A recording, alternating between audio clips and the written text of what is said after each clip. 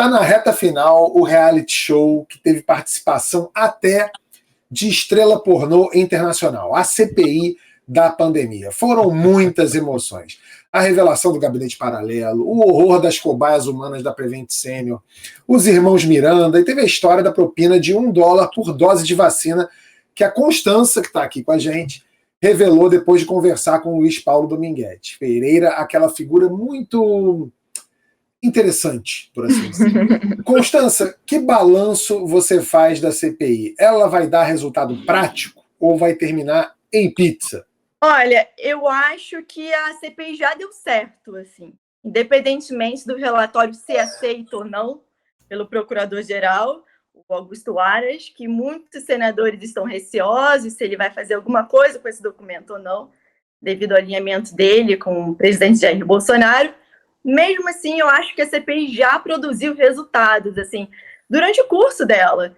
O Bolsonaro, ele agora não causou tanta defesa da cloroquina como ele estava fazendo, agora ele voltou, mas ele deu uma recuada durante quando a CPI apertou o cerco. Outra coisa, as vacinas foram compradas. Isso se tornou muito mais ativo depois da CPI, depois que a CPI começou a apertar o cerco sobre isso. Então, eu acho que sim, ela já produziu efeitos. Agora, tem muita coisa que ainda não foi investigada, vai ficar solto, e aí vai depender do quê? Do Ministério Público, que ainda parece estar meio dormindo agora, né? A CPI trouxe tanta coisa estranha, né, em negociação de vacinas com pessoas que não tinham autorização, como o próprio Dominguete, vários representantes, atravessadores que não tinham autorização do Butantan, não tinham autorização da Pfizer, não tinham autorização dessas grandes empresas, e mesmo assim eles eram recebidos em gabinete de secretário executivo do Ministério da Saúde. Enquanto isso, a gente descobriu através da CPI, que foi uma das primeiras revelações da CPI, que a Pfizer era totalmente ignorada. Assim, eu tive acesso aos documentos que a CPI recebeu do Ministério da Saúde. Assim, sabe, isso me causa até nervoso, porque o Ministério da Saúde ignorou totalmente os apelos da Pfizer, e a Pfizer estava quase implorando para o Ministério da Saúde comprar aquelas vacinas, e, ao mesmo tempo, abrir as portas para pessoas que não tinham nenhuma ligação com vacina, né, nunca venderam isso, receberem. E, ao mesmo tempo, deu à luz também a esse gabinete paralelo, né, que eram pessoas, médicos negacionistas, ligados ao presidente, que defendiam kit Covid, defendiam cloroquina, e eles também tinham a porta aberta até no Palácio do Planalto, né, eles eram recebidos pelo presidente, faziam palestras, isso tudo morrendo gente, né? Então eu acho que a CPI já conseguiu muita coisa em relação, principalmente a gente vê que o kit Covid não pode ser usado como uma forma para você tratar da Covid, a vacina é importante, então assim, ele já produziu efeitos. Agora, precisa a Polícia Federal, precisa o Ministério Público agir em torno desses documentos, dessas revelações que a CPI trouxe. E não é pouca coisa, é muita. Só que os senadores não têm esse know-how, né? Não tem. Agora é só com pessoas especializadas mesmo em investigação, e a gente vai ter que cobrar isso. A votação do relatório final, que estava marcada para amanhã, foi adiada para a próxima terça. Os senadores não conseguiram chegar a um acordo sobre os indiciamentos.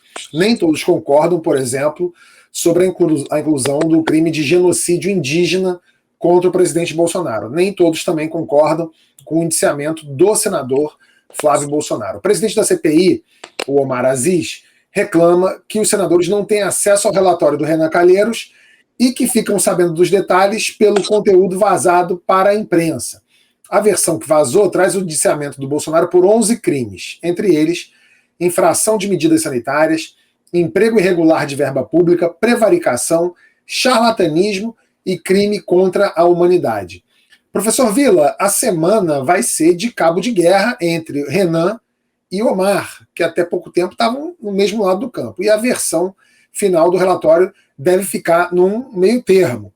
O que você acha que prospera? Quão preocupados devem ficar Bolsonaro e seus ministros? Eu acho que tem de ser lembrado algumas coisas. Primeiro, essa é a CPI mais importante desse século. Se você puxar todas as CPIs, né, e foram várias, ou mista, ou de cada uma das casas, essa, inegavelmente, foi a mais importante, foi a que melhor desenvolveu os seus trabalhos, e parece, se não cometer nenhum escorregão agora no momento final, é aquela que vai entregar o relatório, acho que com mais informações, para que, aí sim, ao Ministério Público Federal, dos estados, eventualmente as assembleias legislativas que queiram trabalhar com essa questão nos seus estados, etc., etc., e o Tribunal Penal Internacional de Haia, né, que certamente tudo indica que também vai ser acionado. A CPI trabalhou muito bem. Hoje, por exemplo, essa sessão muito triste, né, com todos os depoimentos de familiares, e toda a história, a Constância destacou alguns pontos aí que são centrais na história dessa CPI, né, de tudo que nós assistimos, o Circo dos Horrores, né, a questão da Covaxin, etc., etc., etc. Então, nesse sentido, ela teve um papel como nenhuma outra CPI teve. Eu desde o início, nunca comunguei da ideia que ia terminar em pizza, né, que sempre se falava, não, a CPI também não pode punir ninguém, é bom lembrar quais são as atribuições da CPI, é uma comissão parlamentar de inquérito. A questão agora da investigação, de um inquérito ser aberto pelo Ministério Público Federal ou pelos estaduais, aí tudo bem, aí depende da esfera de cada um dos indiciados e o trâmite que vai ocorrer, se a justiça recebe ou não esses inquéritos. Então aí tem uma longa história, e vai ter um observatório, pelo que também foi dito, por parte da comissão, que vai continuar, após a aprovação do relatório final dos trabalhos, acompanhando tudo o que está acontecendo. Agora, teve esse probleminha agora nesses últimos dias entre o relator, o presidente da comissão e o vice-presidente, né? E os demais membros do chamado G7, que era o grupo majoritário da CPI. Eu acho que aí o encaminhamento pode ser que do relator não tenha sido o mais adequado, mas tudo indica, né, que deve ocorrer uma composição em relação a algumas questões, alguns dos indiciados, se devem permanecer ou não, e alguns crimes, se vão ser atribuídos ou não. Então, por exemplo, em relação ao Bolsonaro, todos esses 11 crimes que serão atribuídos a ele ou não, a questão do genocídio indígena. Como é que vai ficar? Eu li, bem, todo mundo viu, né, a parte do genocídio, todo mundo acabou tendo acesso a alguma parte do relatório, mas o do genocídio indígena está muito bem fundamentado, historicamente e juridicamente. A base é uma decisão do Supremo Tribunal Federal, né, de um episódio que foi considerado genocídio pelo Supremo, e passa depois pelo parecer excelente do Dr. Miguel Reale Júnior e da doutora Silvia Steiner. Lembrando que a doutora Silvia Steiner, ela foi juíza durante 13 anos, de 2003 a 2016, no Tribunal Penal Internacional de Haia. Portanto, não estamos falando de alguém que está simplesmente dando um chute, uma interpretação sobre essa questão, não, alguém que trabalhou com isso durante 13 anos como juiz em Haia, né? Está muito bem fundamentada a questão do genocídio indígena e os crimes que vão ser atribuídos não só ao Bolsonaro, a toda a quadrilha do Ministério da Saúde, ao gabinete paralelo, os crimes dos doutores Mengele, né? Nós temos doutores Mengele espalhados pelo Brasil em larga escala, e a CPI apresentou isso. Então, esse relatório, que certamente deve ser publicado em forma de livro, depois de aprovado, evidentemente, eu até sugeri, vai ser um documento importantíssimo para essas cobranças, porque a justiça vai ser demandada por milhares e milhares e milhares de famílias em busca corretamente das indenizações, e por muitos de milhões de sequelados. Esses sequelados que vão levar essas sequelas para a vida inteira, eles vão ter problemas emocionais, problemas no trabalho, questões físicas de todas as ordens, que devem demandar também o SUS e a Justiça, primeiro, para obter, por exemplo, indenizações.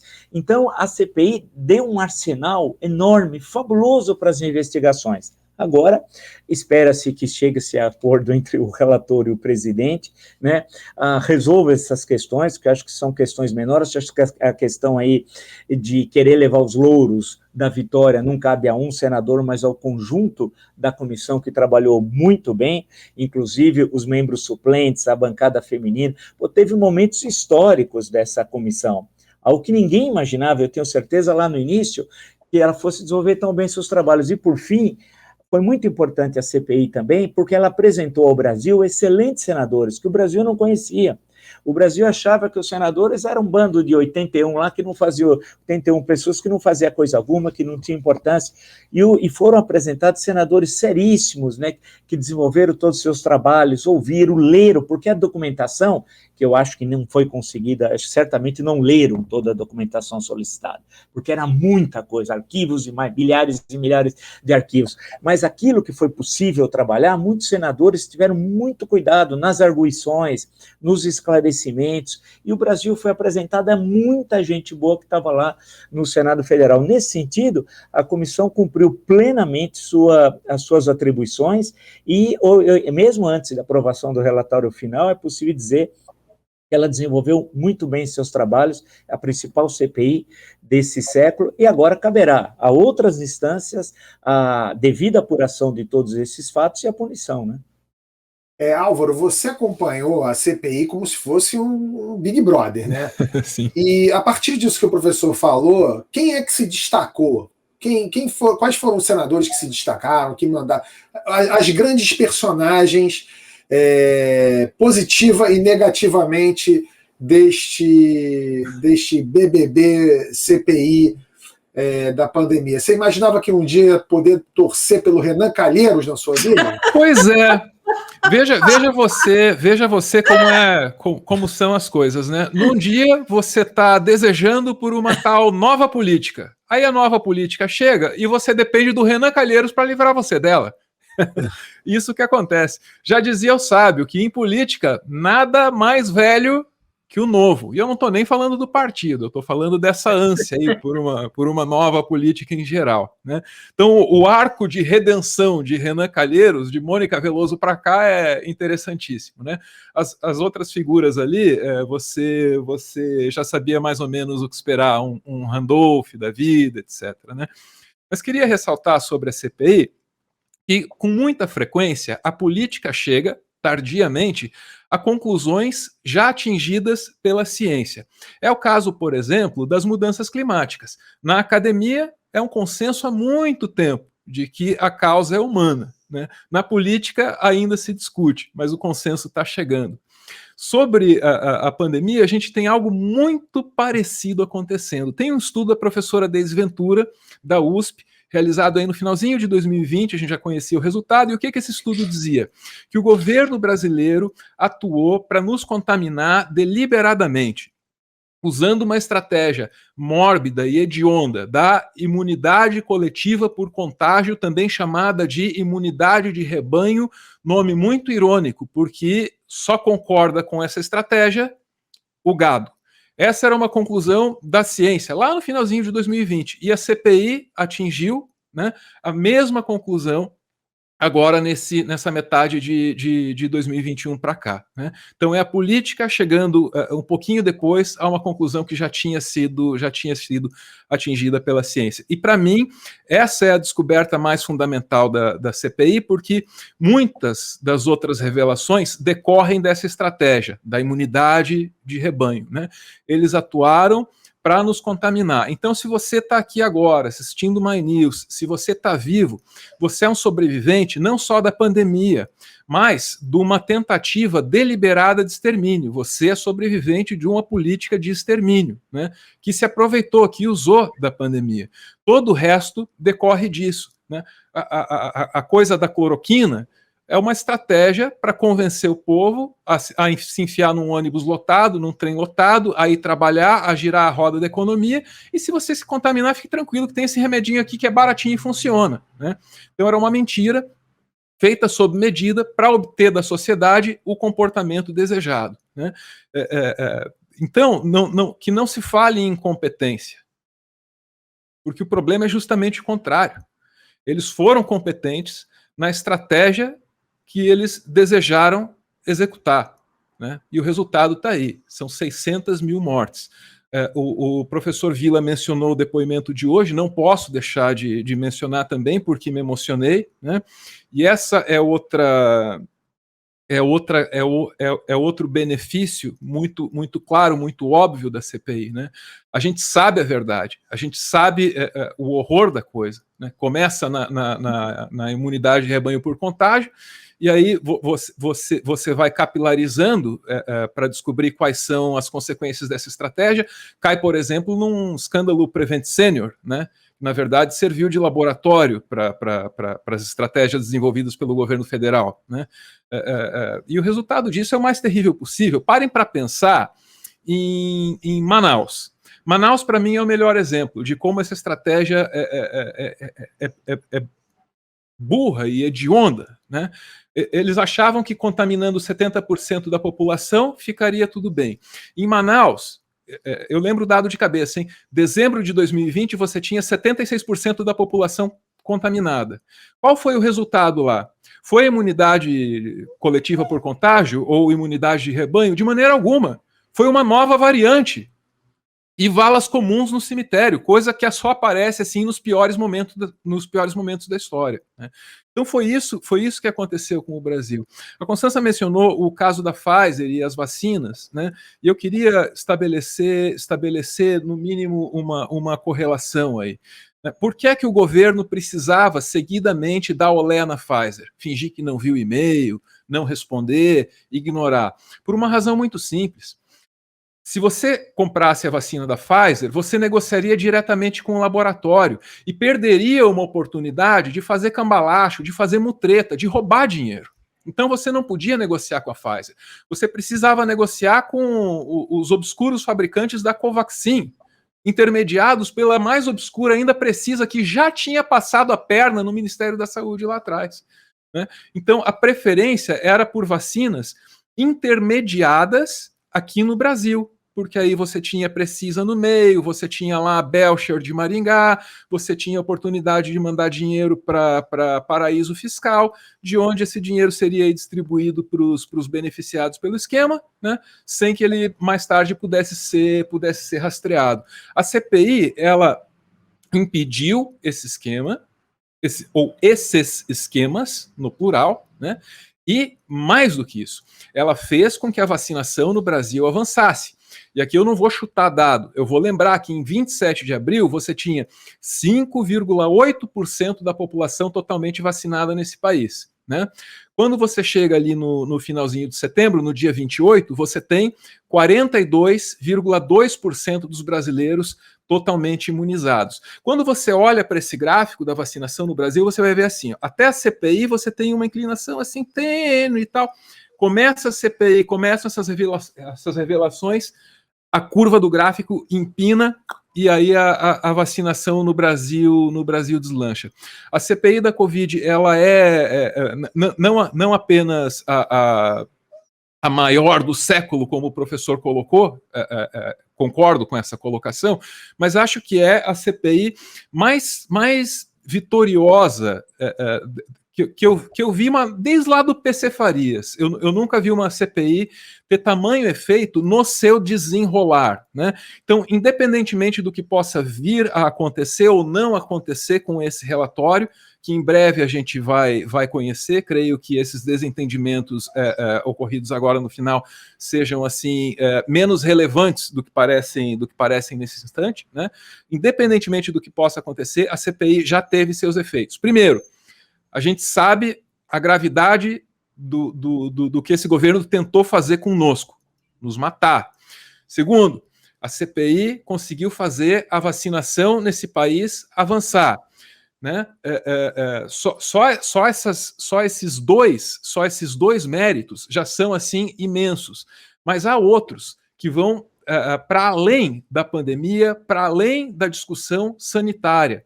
Veja, a CPI conseguiu combater um sentimento antipolítica que reinou no Brasil desde que um grupo de juízes e procuradores de Curitiba usurpou as funções do Ministério Público para prender políticos dos quais eles não gostavam, com o objetivo de ocupar esses espaços na política. Sim, eu estou falando da Lava Jato. E a gente sabe, porque a gente leu as mensagens dessa turma, né, que o Deltan dizia lá, não, vamos eleger um por estado, né?